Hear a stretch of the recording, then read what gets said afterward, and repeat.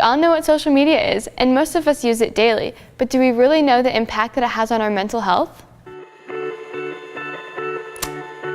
Based on an article by Washington Post, teens spend an average of 9 hours a day on social media. We interviewed someone who found social media to be toxic. Here's a small clip from that interview. I quit because it was toxic and felt like it was taking up a lot of my day, and I was on my phone rather than talking to the people around me. The pressure that comes along with having an online presence prevents people from seeing the potential harm that upholding a social reputation could have. A study by Tech Insider proved that 45% of teens that don't get enough likes in the first hour delete their post. I see a lot of people want likes on their Instagram. They always put on their story like and comment, and it's kind of like, okay, you don't really need to do that. It's just kind of like what people kind of do now, and I don't really think it's necessary. Business Insider suggests using social media only 1 hour a day based on their study results that prove excessive screen time could lead to depression and anxiety. In today's society, there's so much emphasis on how you present yourself online, but at the end of the day, you should just share, post, and like whatever makes you happy, and make sure to focus on what's around you.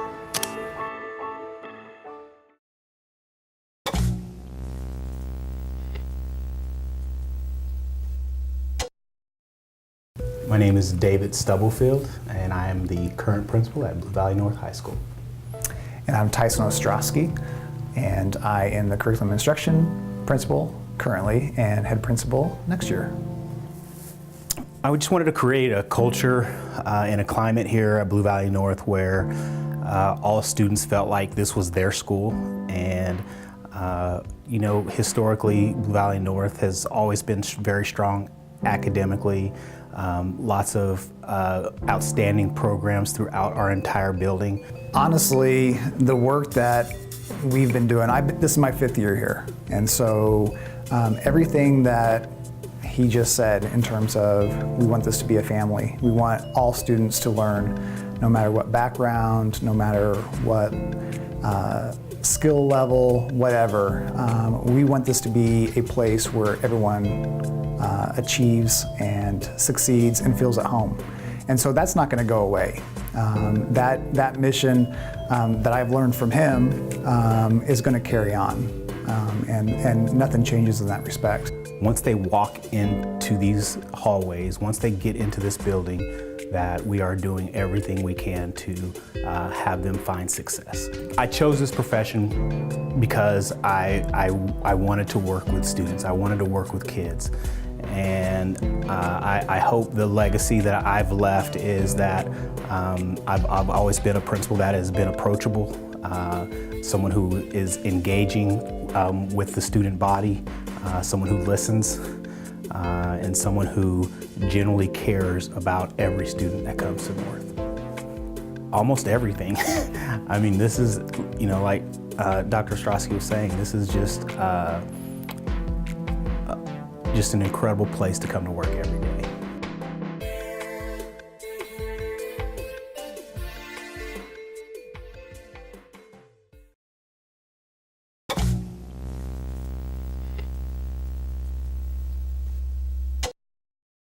Hey underage drinkers, prom is right around the corner.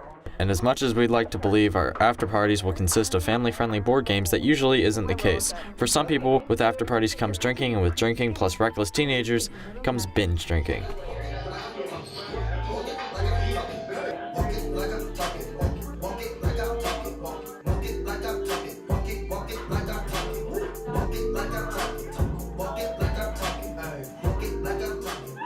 Binge drinking is the consumption of an excessive amount of alcohol in a short period of time. Binge drinking can lead to vomiting and passing out and even death. If someone has passed out at a party and needs obvious medical help, what can you do?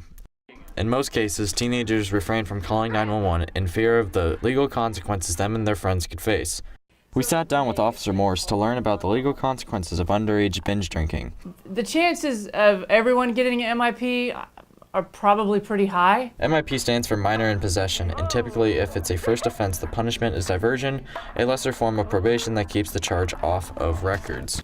But if you're doing the right thing, a compassionate cop or someone that's just, not trying to hammer the kids could give you all a break and just call your parents and have you all picked up. But what happens if 911 isn't called? Depending on what happens to the passed out minor, the consequences could be a lot worse. I mean, if they're just left there and they vomit and pass out, or if they die, then everyone that knew that that person was in need of first aid neglects to provide that, you could be charged with several things. It could be battery, abandonment, we could come up with a million different charges. It would just depend on what happened to the juvenile. What can be done from a medical perspective? After 911 has been called, it is important to keep your friend turned on their left side while laying down with their head and neck supported to keep their airway clear. This will prevent them from choking on their vomit and potentially dying. Overall, if someone is unconscious, it is always best to call 911 just to be safe. The hardest part about alcohol, especially in juveniles, is it doesn't take very much. 31% of our fatality accidents are usually with alcohol, and with juveniles ages 15 to 25. Anyone that needs medical attention, you have to do your best as a human being to render aid and get them that attention they need. Stay safe, BVN.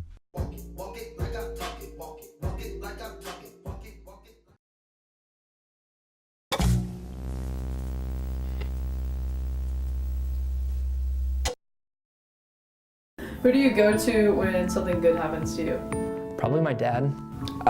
Usually my friends and my parents. Nobody? I don't. How about when something bad happens? Nobody? Why? I just deal with it myself because it's easier.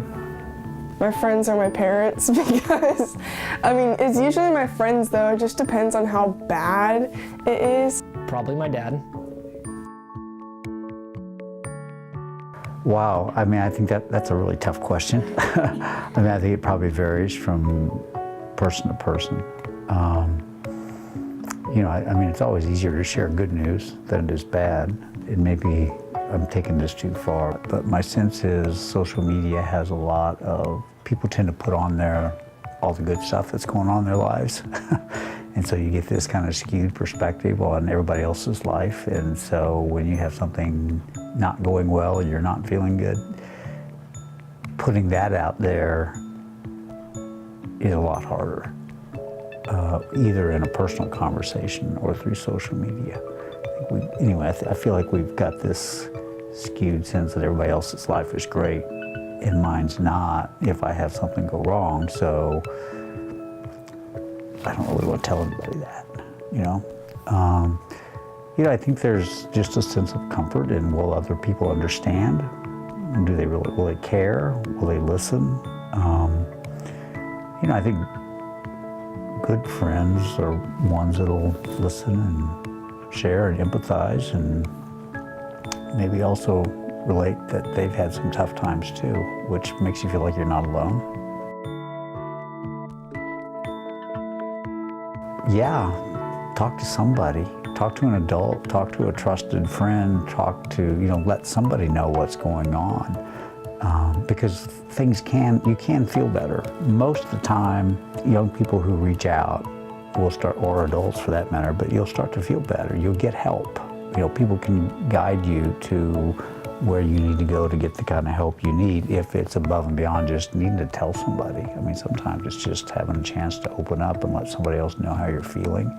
But certainly keeping it all in, and particularly as things get worse and worse and worse, that's what leads to kind of tragic outcomes that we've seen all too much in our school and in our community. So talk to somebody. It's okay.